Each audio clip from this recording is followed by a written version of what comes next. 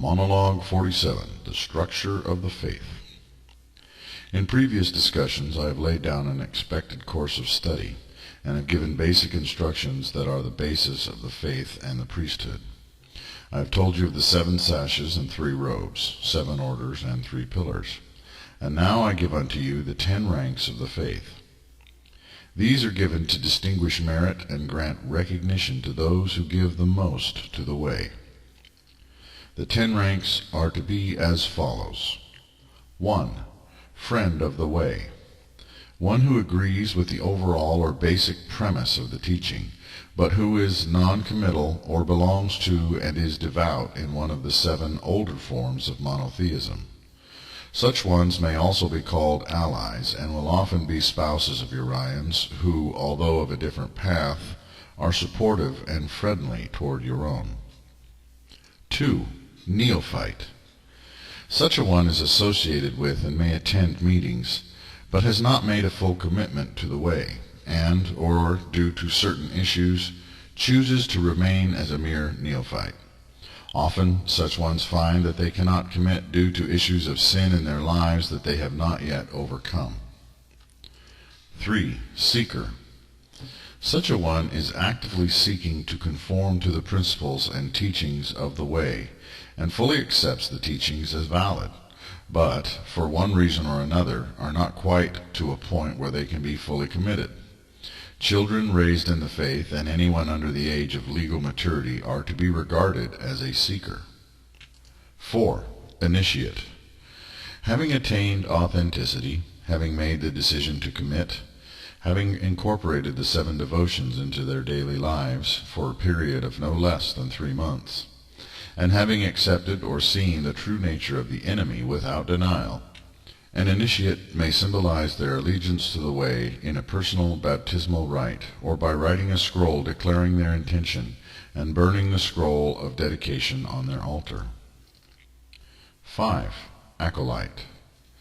One who aspires to priesthood and is undergoing the first 4 degrees thereof, but has not yet attained the level of self-education and or has not completed the first 4 degrees of training. In short, a clergy man or woman in training. 6. Ministerial servant.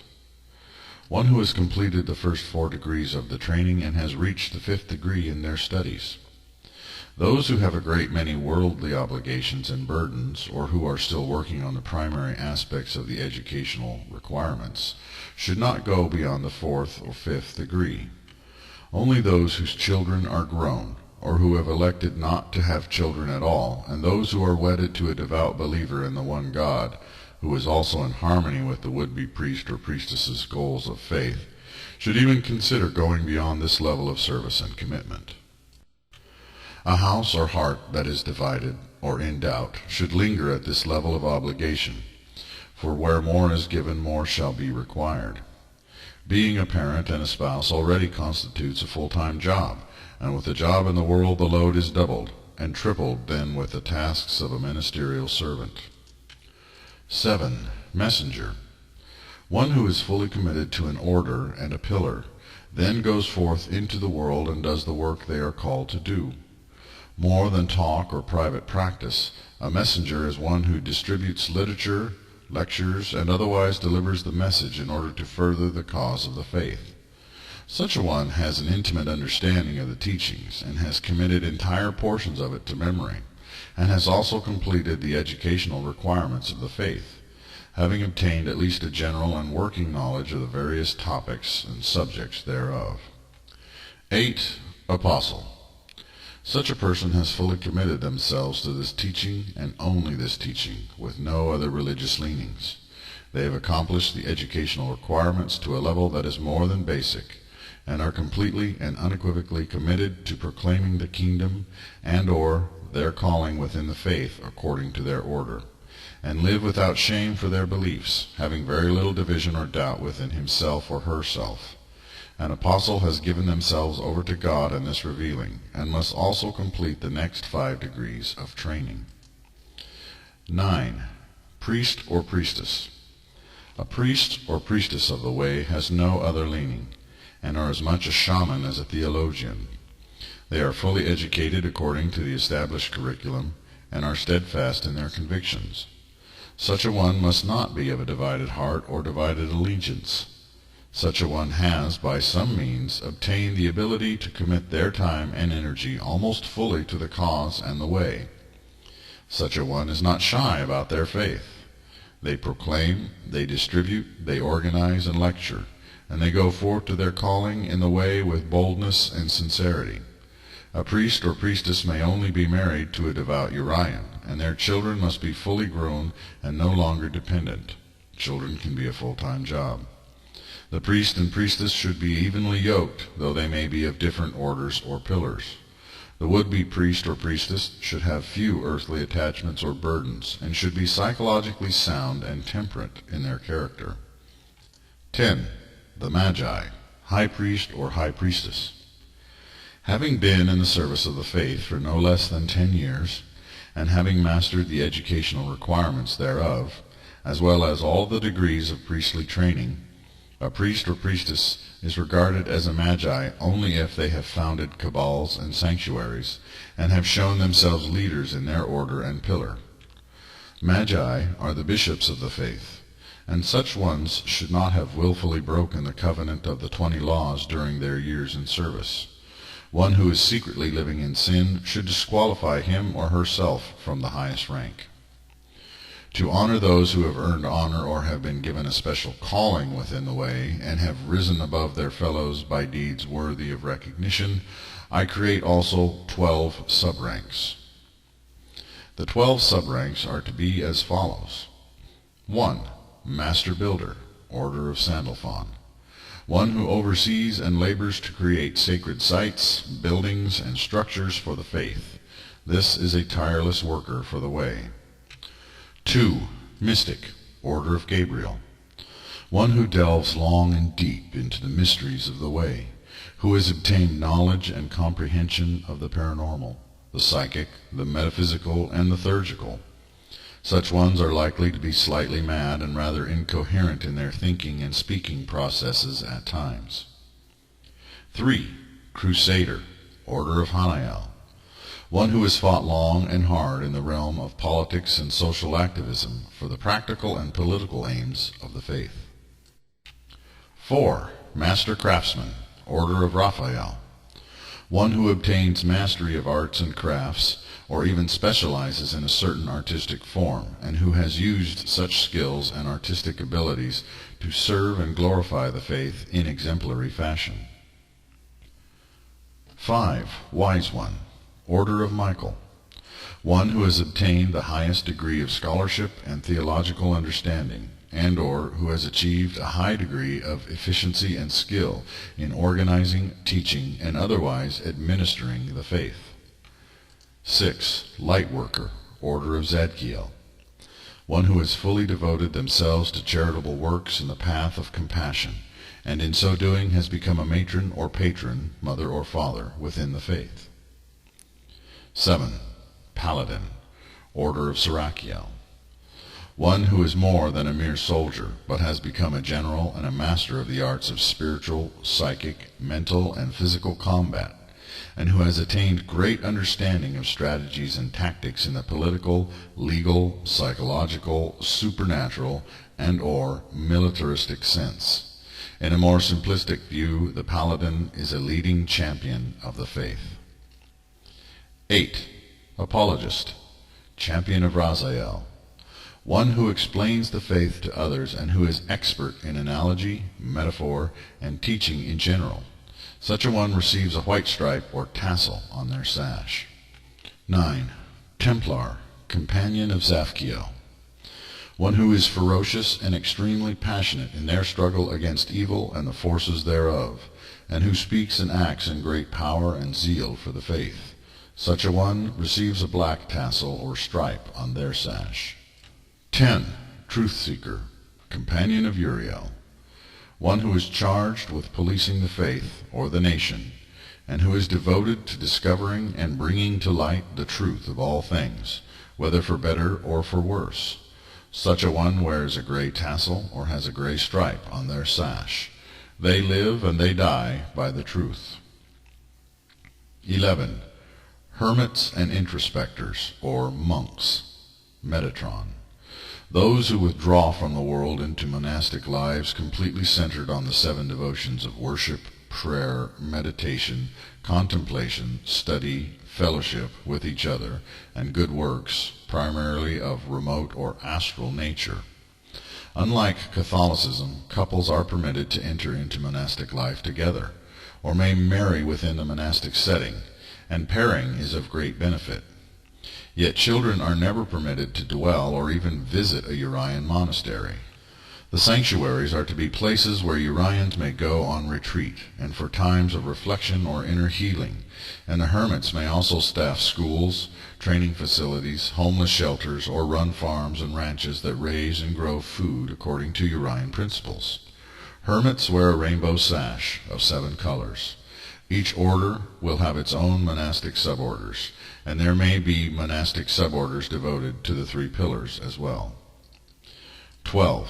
The Triune, aligned to God itself. In time, when the faith is established and organized, 3 magi are to be elected for life to serve as the leaders of the faith, with one predominant. Their gender is unimportant. One shall be of the white robe, another of the gray robe, and the last shall be of the black robe. They shall wear sashes that correspond to their robes and represent the 3 pillars of the way: mercy, equity, and severity. The wearer of the white robe is to be known only as the staff. The wearer of the gray robe is to be known only as the scepter. The wearer of the black robe is to be known only as the sword. One is to be chosen to be the archpriest of the faith, while the other 2 shall be known as high consuls. If one of the triune dies, a replacement is to be chosen immediately, but the archpriest shall be replaced by one of the other 2 magi, one of the high consuls. The hierarchy of the faith shall be as follows. Cabals. These are small gatherings of students studying and doing their devotions together in relative secrecy. Temples. When there are no fewer than 10 cabals, of no fewer than 10 members each, in any given county or province or large city, then shall a temple be formed, which may simply be a congregation which meets monthly, or an actual meeting house where the congregation gathers. Council of Elders.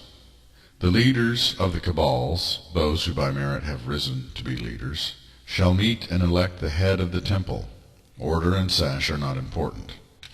The cabal leaders are then the Council of Elders, who speak for their cabals and who, with the temple overseer, make all decisions of importance, including thereafter arranging initiations and choosing new cabal leaders, budgets, etc. Elders may take turns leading meetings, but all should help one another in matters of organizing events, and each should have a specific duty or office assigned within the county provincial structure. The Temple Master, Overseer. Every temple has a head. Every council of elders chooses the temple overseer, and the rank of that temple master or head should be taken into account. It is good that the highest ranking, thus the most active and hard-working, member of the county or province be chosen. The Synod. If more than one temple arises in a single province or state, they should, when convenient, unite as one temple. And yet if the state or province is large, then it may require more than one temple. Moreover, there may be scattered cabals that are too far from the temple for their members to attend regularly. Geographical migration is my suggestion whenever possible, for by banding together you will gain greater strength. Yet where there is more than one temple in a province, a synod is formed, where the heads of each temple meet monthly, and an emissary is appointed to travel from cabal to cabal in an attempt to keep everyone on the same proverbial page. The High Temple. I would that the faithful migrate and consolidate themselves in common states or provinces, even common counties, so that you may gain ground and by political, legal, and social means conquer. Yet, if there are temples scattered about the nation, then emissaries are to be sent to a designated place each year to meet and share information and build networks of communication. In such a case, one must be chosen who will represent the entire faith in that nation, who should have the rank of at least priest or priestess, thus becoming a magi by election. Creating newsletters and other publications for distribution to temples and cabals and for solitary members working in isolated parts is essential. The High Temple or National Cathedral will have the great work of organizing official schools and educational curriculums and streamlining the entire organization within its domain. The Kingdom Council. When the faith spreads to other nations, the High Council of each nation must reach out to its counterparts and form the Kingdom Council, sending emissaries to yearly or even monthly international gatherings. The Triune. Only when there are 3 members, nations, on the Kingdom Council, and when there are established internal structures for each of the 7 orders, and when there is a clear and cohesive international organization, shall the Triune Council be elected. Every known magi may step forward for election, by submitting their resume and credentials, as it were, and then shall truth-seekers set out to fully investigate and vet each candidate. A full report on each candidate is then to be submitted to every initiated member of the faith in whatever nation or province they may dwell, each candidate identified by their chosen name within the faith for sake of keeping the forces of the world out of things. The faithful shall then read the reports and vote, each according to their conscience, choosing the Triune. The Triunes should have similar authority to presidents and are not dictators, but are advised by and are answerable to the Kingdom Council, even as the Kingdom Council answers to the high or national councils. I say unto you, let the effeminate and gaudy, the bizarre and the odd ritual stylings of the previous monotheisms be no guide unto you. A priest or priestess of the way should be clean, well-groomed, martial, and sober in their attire, as in the working basic uniforms of Catholic clergy, and never overly ornate or frilly. I give you this instruction because you should seek to inspire the faithful, and each of you are an example to the assembly of the faithful, and should not exhibit or display folly, neither be overly mundane. Dress the part you play, the mystic and the angelic, looking both to ancient and contemporary examples of both. Remove your piercings and all your excessive jewelry, and seek to avoid overly painting your face or otherwise marring your fleshly form. If you cannot resist the tattooing of your body, then do so where it is not readily visible, with the symbolisms and sigils of your faith.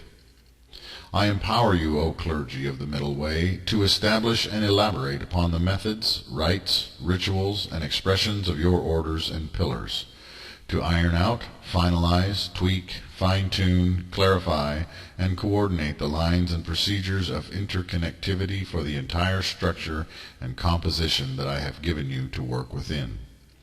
Let efficiency and effectiveness, as well as beauty and harmony, be the measure and the standard to aim for in all matters pertaining to the faith.